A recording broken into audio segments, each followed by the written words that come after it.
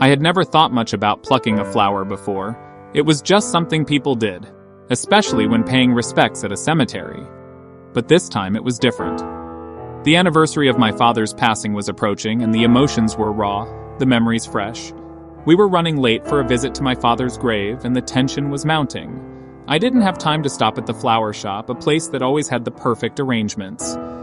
My eyes turned to my garden, a place my father and I had spent hours tending together. A beautiful red rose seemed perfect. It was his favorite.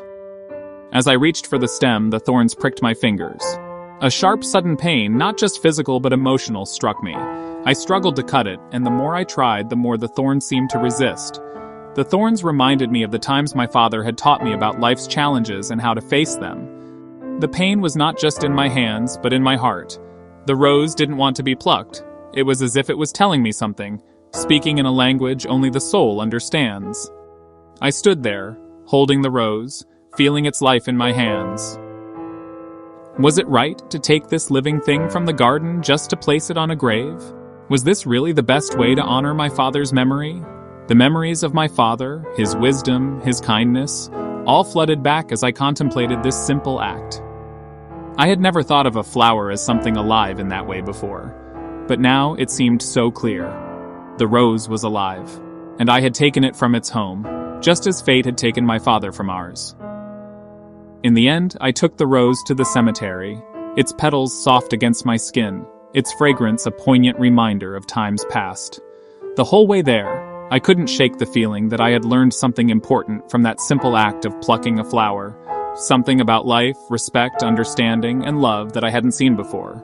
I placed the rose on my father's grave, its vivid red contrasting with the cold, gray stone. I touched the inscription, feeling his name under my fingers, and the question stayed with me.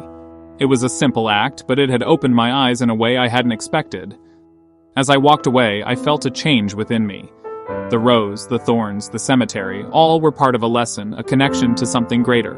From that day on, I looked at flowers and all living things a little differently. I saw them through my father's eyes, with the wisdom and compassion that he had always shown me. It was a moment of beauty and sorrow, a moment that lingered long after the petals had fallen. It was more than just a rose. It was a symbol, a teacher, a connection to my father that I will cherish forever. In its simplicity, I found a profound truth about life, love, and remembrance.